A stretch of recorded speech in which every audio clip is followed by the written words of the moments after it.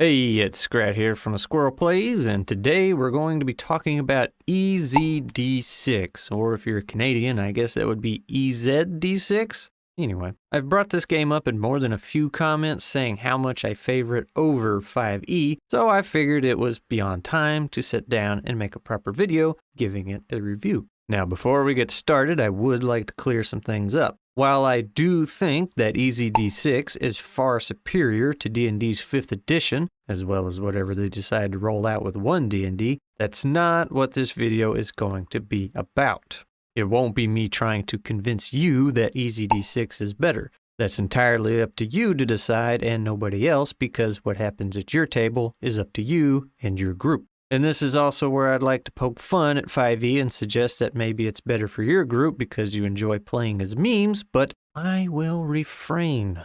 But also, I will be making comparisons to 5e, not because I'm trying to show how and why I think EZD6 is better, but simply because 5e is one of the most popular TTRPGs out there, and most people interested in this kind of thing have experience with it. So, by using 5e as a comparison, a lot of you will have an easier point of reference to work with. And with all that out of the way, let's just go ahead and get into it. I was going to try and do a quick review, then go into more specific details, but it didn't quite work out that way. I actually struggled a bit with this one for some reason, and I'm not sure why. But regardless, let's just start at the top and work our way through it. The first thing I should say is that EZD6 is made by DM Scotty, and if you haven't heard of him, I highly encourage you to go check out his channel because you will instantly fall in love with this man. I actually just recently watched his video on him making the Hellstar Ramina prop right before I started writing this script, and it was super neat. Now, some of you know this already, but I had started working on my own TTRPG system before finding EZD6.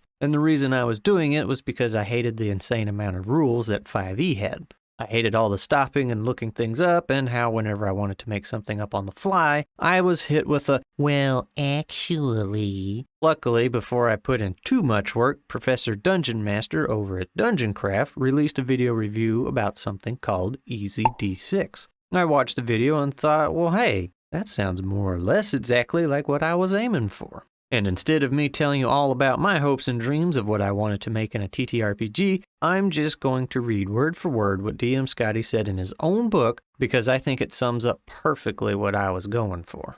DM Scotty says, "Greetings, friends and fellow crafters. Welcome to EZD6. This game sprang from a practical need at my game table. My wish was a smooth-running RPG system that avoided the pitfalls of constantly looking up rules, complex character sheets, excessive tracking, and spells that read like stereo instructions. So in other words, I wanted a game that dropped all the in-game mechanical distractions, yet had enough rules to arbitrate a great story created by everyone at the table. You know, the good stuff. Think about your own games and how much the immersion of the game is broken by constant rules or bookkeeping interruptions. As I began to play test the game, I noticed something I had not with other systems. With no rule breaks, the game runs faster and players get pumped and excited as the action runs wild. I have seen the epiphany on players' faces as they realize a game doesn't have to be bogged down by number crunching and clever abstract systems. Simplicity is the key to freeing the imagination." Now that is from DM Scotty, and I 100% agree with every single word in that statement.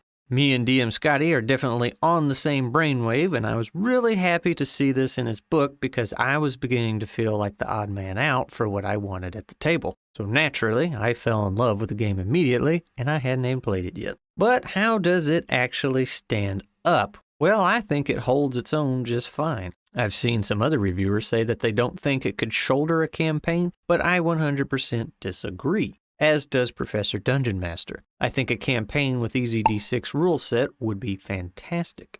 The book even has a section in it talking about long-term rewards for campaigns. Boosting your character's strengths and abilities would come from things you find by playing the game, the things that you would learn and do. Instead of having the superhero power curve that 5e gives the players through a class chart, the power creep is governed by the GM and will be different every campaign. That means if your table wants to be superheroes, then you can be. If you want to constantly struggle to stay alive, then you can do that too. EZD6's design allows it to be super flexible, whereas 5e is a lot more rigid in comparison. Sure, you can take things away from the players, but then the players are more likely to cry about it because they normally get those things. So what are some key differences between EZD6 and 5e other than the lack of leveling? Well, as mentioned in his intro to the book, EZD6 does away with the bloat of rule lookups. But what does that actually look like? Well, it makes combat a whole heck of a lot faster. Love it or hate it, I think we can all agree that 5e combat is incredibly slow. I've lost entire sessions to a group of 5 players trying to kill just a few bad guys. There's so many spells to thumb through, and when you finally pick one, you have to argue about how it actually works or doesn't work because Wizards of the Coast can't write a clear description to save their lives. You have to deal with a player's action, a bonus action, a free action, their movement, and even a reaction if opportunity allows. It's mind-numbingly slow when you have multiple players to get through. So how does EZD6 handle it? By keeping EZ in the names. So easy that it doesn't even have initiative. Unless you are surprised, players go first and then decide amongst themselves who goes when. After that, you roll 1 or more d6 depending on your character, and if you roll high enough to hit, that's it. Players and monsters have strikes instead of HP. Generally, players have about 3 strikes, which may not sound like much at all, but they have more than a couple ways to defend themselves. If a player rolls high enough to hit a monster, that's 1 strike. Not 2, not 3, not let me look up and see how much damage this does. It's 1 strike. Dagger, sword, giant axe, bow and arrow, punch to the face, I do not care. It's 1 strike. The only exception being a specific magic user that can get 2 strikes, but we'll get to that later. And if you roll a 6, that counts as a critical and you get to roll another d6. Should that also land on a 6, you just get to keep on rolling until you don't roll a 6. While that's all well and good for a player to churn through some monsters, how do they defend themselves? Players get to use their armor to defend themselves, similar to what I was going for in my Armor Types Matters mod. The weight of your armor plays a critical role here. Whenever an enemy hits you with a normal attack, you can try to negate the damage with your armor. For example, those with medium armor will need to roll a 5 or higher, whereas those with heavy armor will only need to roll a 4 or higher. Should they have a shield 2, then the heavy would only need to roll 3 or higher to avoid the damage. And remember, depending on your abilities, you may or may not get to roll more than 1 dice at a time to improve your odds. And if that's not enough to convince you that they have survivability, EZD6 also has what is known as the karma system. Essentially, you can add karma points to most rolls in the game to up your roll value. So say you roll a 4, but you needed a 5. You can spend 1 karma point to up that roll to a 5 and save the day, or yourself, whatever it was you were trying to do. And the best part is you get karma by failing other rolls. So if you're like this guy from our current 5e campaign, you'll be rolling in the karma left and right. It's a nice system, though sometimes as the GM, I do feel like it's a bit much. However, I can't deny how happy it makes the players, so I work with it the best I can. And I'll admit, it's awfully nice to be able to fall back on something when you flub a roll. You also have another backup plan called Hero Dice, which allows you to re-roll completely. Hero Dice can be used anywhere, even the places karma points can't be used. Due to these being stronger, they are much harder to come by. And if you're thinking now that the players are too strong, well, let me tell you a little secret that I learned the hard way. Status effects such as poison and being on fire are absolutely deadly in this game. I had a giant serpent spray acid all over the party, and boy did it not end well for them. All but one of them died, and much insanity ensued afterwards. So, be careful. And now that I've thrown some brand new concepts at you, I'd like to take a minute and talk about the learning curve of the game, or at least the lack thereof. I don't think I've mentioned this before, either in a video or any of my comments, but when it comes to learning new things, I struggle, like a lot. I really do. I don't know if it's because I'm a smooth brain or I just lack confidence or something else, but the point is, learning new things is often a difficult task for me. But with EZD6, I didn't have that much trouble at all. I sat down and read the book from front to back in probably about 40 minutes or so, and let me tell you, I am slow when it comes to reading. I read at the speed of someone speaking casually, plus I was making mental notes along the way. But here's the thing. When I got to the end of the book, I felt fairly confident that I was ready to handle our first one-shot, despite everybody in the group being completely new to this game. And that's when it hit me like a ton of bricks. I felt confident enough to run the game with minimal stops for looking something up. Whereas with 5e, even 2 years later of GMing, I still don't know what's going on half the time. Even the players in our group that have been playing a lot longer than me still have to go and look things up.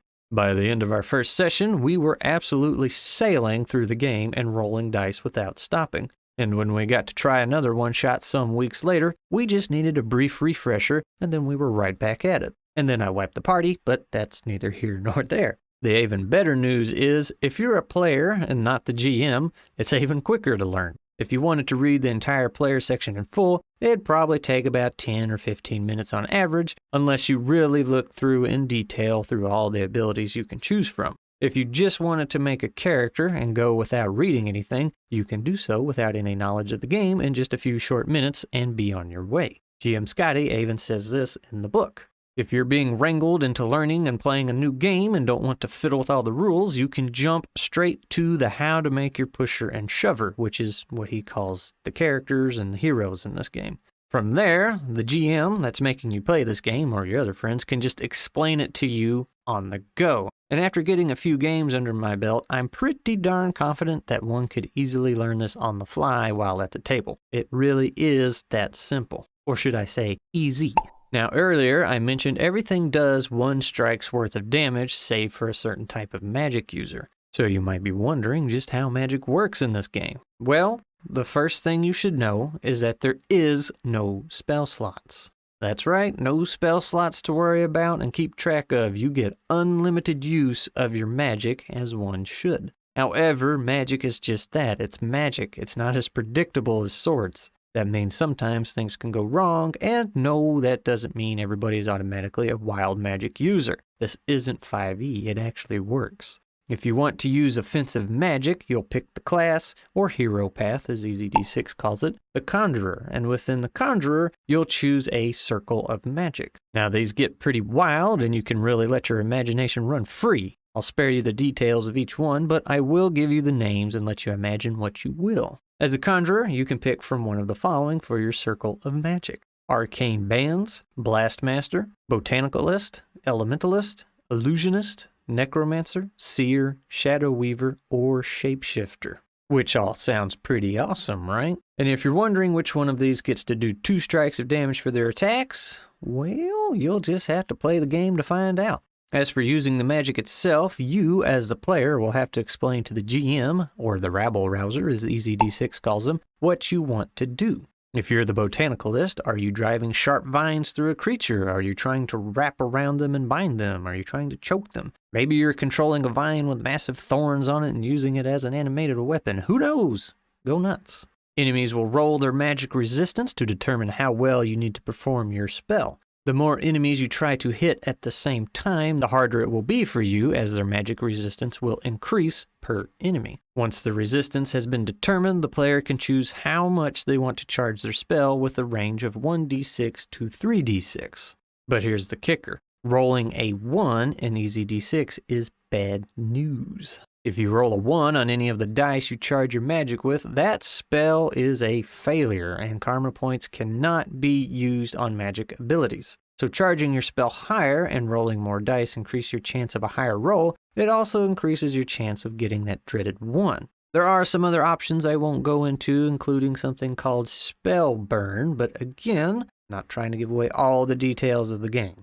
It's a fun system, and it does keep things interesting for sure. And yes, there is healing magic with its own system determining whether or not your prayers actually work, but I won't be talking about that because I play with a bunch of murder hobos and ain't nobody got time for no healing.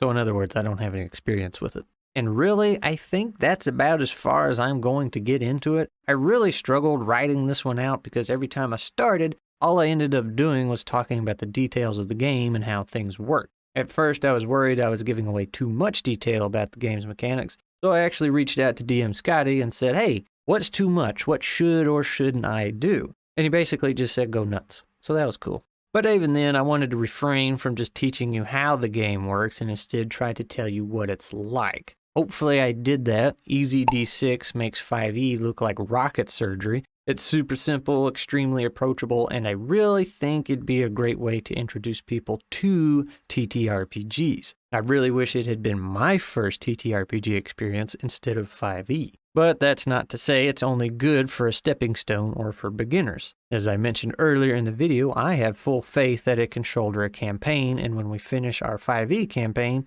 I will definitely be using it for the next one. EZD6 is super flexible. If you want tons of roleplay and you want your characters to interact with one another and you want your combat to be more theatrical, EZD6 can provide. On the other hand, if you just want to breeze through and have some fantasy mayhem and roll some dice, well, EZD6 can do that too. If you want overly complicated rules with several books you have to thumb through to find that one ability you want to use, well, EZD6 can't do that. If you want complicated and tactical combat, go play Warhammer 40k because there's nothing tactical about 5e's combat. EZD6 gets a solid 10 out of 10 from me, and I think it's far superior to 5e, but that's because it provides what I wanted out of a TTRPG. I wanted simplicity and just to go on an adventure and do some role-playing in a fantasy world. What you're looking for might be different, but hopefully this video at least provided you some kind of idea on what EZD6 is about. And if that still wasn't enough and you have lots of more time available, I actually have a live stream saved in my library where we did a one-shot using a map that the stream chat helped me design. That was a lot of fun to make, and the players had a lot of fun playing that game too. So if you want, feel free to go check that out and kind of get an idea how the game works. I know there's a lot about the system that I didn't talk about, but I'm trying to keep from making this video an hour long. I highly recommend you at least give EZD6 a shot. It's not expensive. You can buy just the PDF for almost what it costs to get yourself a meal combo from your preferred fast food joint. I started with the PDF, but after playing it, I wanted to go back and buy the book just to be supportive. Plus, the artwork is fantastic, man. I mean, come on, look at that. And look at this. Freaking awesome, man. But before we go, we have to continue our tradition. Today's shout out goes to Keven, or Frown, or PotatN. He is a man of many names, but Mr. Keven Frown PotatN is actually a maker of music. If you saw the last short I made, that was a tune of his that I used. As a matter of fact, that music you're hearing right now is his. He actually reached out to me when the channel first started growing and offered to custom make some music for me, but I told him not to worry about it for now because I can't decide if I even want music in my videos. But still, that was super nice of him, I thought. So check him out, look him up. If you need music for your own channel or other needs, maybe you two can work out a deal. And since I am such a generous squirrel, I only take 5% cut of all the transactions. And that's it. I'm done. I've rambled. I've squeaked. It's time for me to crawl back up my tree and go to sleep. If you have any questions about EZD6, feel free to ask down below, and I'll try to answer the best I can. If there's some other simple TTRPG you've played, feel free to share, or if you've simplified 5e, you can share that as well. Heck, you can share whatever you want. We're here for discussion after all. We can talk about your grandma's cookies if you want to.